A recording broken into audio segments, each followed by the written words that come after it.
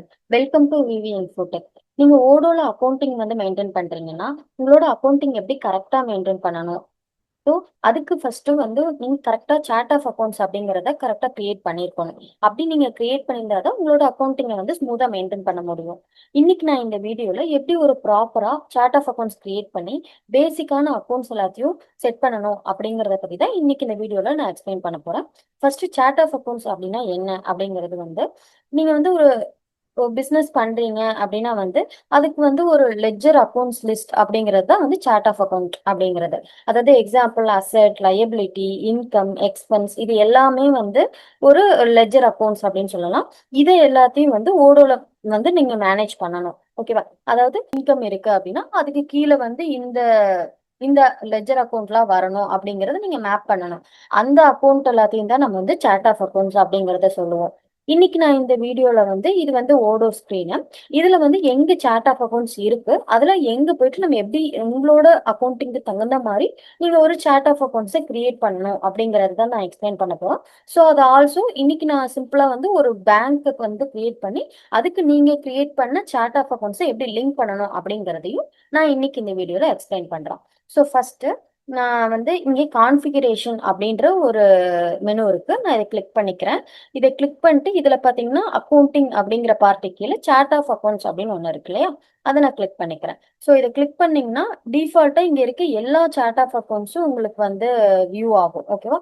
இதுல வந்து நிறைய இருக்கும். ஆனா இதுல வந்து நம்ம எல்லாத்தையும் யூஸ் பண்ணணும்னு இடையில உங்களுக்கு என்னென்ன தேவைப்படுதோ அதை மட்டும் நீங்க யூஸ் பண்ணிக்கலாம்.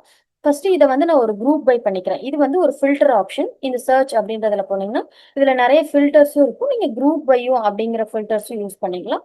இப்போ உங்களுக்கு வேற ஏதாவது ஃபில்டர் வேணும் அப்படிங்கிறத நீங்க நீங்க ஒரு ஃபில்டர் கிரியேட் பண்ணீங்கன்னா அதை வந்து உங்களோட ஃபேவரட் அப்படிங்கிறதுல ஆட் பண்ணிக்கலாம். ஸோ அதுக்கான ப்ரொவிஷன் எல்லாம் இங்க இருக்கு.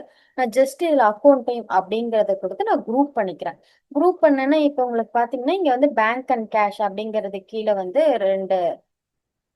ரெண்டு அக்கௌண்ட்ஸ் இருக்கு.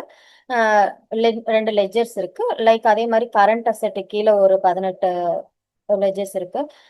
தென் ஃபிக்ஸ்டு அசெட், ரிசீவபிள், ஈக்விட்டி இந்த மாதிரி நிறைய சார்ட் ஆஃப் அக்கௌண்ட்ஸோட குரூப் இருக்கு. அதுக்கு ஒவ்வொரு இது கீழேயும் வந்து ஒரு அக்கௌண்ட்ஸ் இருக்கு. ஓகேவா? நான் இன்னைக்கு வந்து ஃபர்ஸ்ட் இந்த பேங்க் அண்ட் கேஷ் அப்படிங்கிற இது கீழே ஒரு சார்ட் ஆஃப் அக்கௌண்ட்ஸ் கிரியேட் பண்றேன். இங்க இருக்கு இல்லையா ஒரு கோடுன்னு சொல்லிட்டு இது வந்து ஒரு நார்மலான கோட் தான். நீங்க வந்து என்ன நம்பர்ல வேணா கிரியேட் பண்ணிக்கலாம்.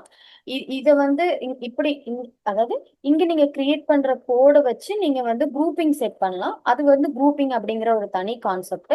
அந்த குரூப்பிங் எப்படி யூஸ் ஆகும் அப்படிங்கறத வந்து நான் அந்த குரூப்பிங் வீடியோ உங்களுக்கு கொடுக்குறப்போ அதோட எக்ஸ்பிளனேஷன்ல நான் இந்த கோடு எப்படி நீங்க செட் பண்ணணும் அப்படிங்கறதையும் நான் உங்களுக்கு கொடுக்குறேன். ஸோ நான் இப்போ வந்து பேசிக்கா நானே ஒரு நம்பர் கொடுத்து கிரியேட் பண்ணிக்கிறேன். எக்ஸாம்பிள் 100 300 அப்படிங்கிற மாதிரி நான் ஒரு நம்பர் கிரியேட் பண்ணிக்கிறேன். கிரியேட் பண்ணிட்டு இங்கே ஹெச்டிஎஃப்சி பேங்க் அப்படின்னு ஒரு அக்கௌண்ட் வந்து கிரியேட் பண்ணிக்கிறேன். இந்த டைப் வந்து பேங்க் அண்ட் கேஷ் கீழே தான் இருக்கணும். ஓகேவா? நான் இப்படி கிரியேட் பண்ணிட்டா இங்க வந்து உங்களுக்கு வந்து இந்த அக்கௌண்ட் வந்து கிரியேட் ஆயிடும். இது சிம்பிள் தான். இந்த மாதிரி நீங்க வந்து கரண்ட் அசெட் கீழே இப்போ உங்களுக்கு வந்து டிஃபால்ட்டா இவ்வளோ இருக்கு இல்லையா? இதுல நீங்க புதுசா கிரியேட் பண்ணணும்னாலும் கிரியேட் பண்ணிக்கலாம். ஓகேவா? அந்த மாதிரி எல்லா அக்கௌண்ட்டுக்கு அதாவது சார்ட் ஆஃப் அக்கௌண்ட்ஸ் கீழேயும் நீங்க வந்து ஒவ்வொரு இது கிரியேட் பண்ணிக்கலாம். நான் இப்போ பேங்க்கு கீழே மட்டும் கிரியேட் பண்ணியிருக்கேன். ஓகேவா? இப்போ நெக்ஸ்ட் வந்து நான் டேஷ்போர்ட் கிளிக் பண்ணிக்கிறேன். இப்போ இங்க பேசிக்கா பாத்தீங்கன்னா sales, purchase, bank, tax return மட்டும்தான் இருக்கு. அதாவது நம்ம எக்ஸாம்பிள் நான் வந்து டேலி வச்சு எக்ஸ்பிளைன் பண்றேன். இப்போ டேலியில வந்து நம்ம வந்து ஒவ்வொன்றதையும் வந்து வவுச்சர் டைப் அப்படின்னு சொல்லுவோம். ஆனா ஓடோல வந்து எல்லாமே ஒவ்வொன்றும் ஜேர்னல்ஸ் அப்படின்னு சொல்லி மென்ஷன் பண்றாங்க. ஓகேவா? ஸோ வந்து நான் இதுல வந்து ஜேர்னலா வந்து கிரியேட் பண்ணா அது வந்து ஒரு வவுச்சர் டைப்பா கிரியேட் ஆகும். அவ்வளவுதான் சிம்பிள். ஓகேவா? கான்ஃபிகரேஷன் அப்படிங்கறதுல போயிட்டு ஜேர்னல் அப்படின்றத நான் கிளிக் பண்ணிக்கிறேன். இப்போ இங்க பாத்தீங்கன்னா உங்களுக்கு டேஷ்போர்ட்ல இருக்கிறது இதுல வந்து உங்களுக்கு ஃபேவரட் மட்டும் தான் ஆட் ஆகி காட்டுது. நான் இந்த ஃபேவரட் அப்படிங்கிற இந்த ஃபில்டர் எடுத்து விட்டேன்னா இன்னும் உங்களுக்கு நிறைய காட்டும். ஓகேவா? நான் இதுல வந்து எனக்கு நியூவா ஹெச்டிஎஃப்சி பேங்க் அப்படிங்கிற ஒரு வவுச்சர் டைப் வேணும் அப்படின்னு நான் நினைக்கிறேன். அப்படின்னா இப்போ நான் இதுல ஜேர்னல் கிளிக் பண்ணிக்கிறேன். இதுல பாத்தீங்கன்னா டிஃபால்ட்டா இருக்க ஜேர்னல் எல்லாமே இருக்கு.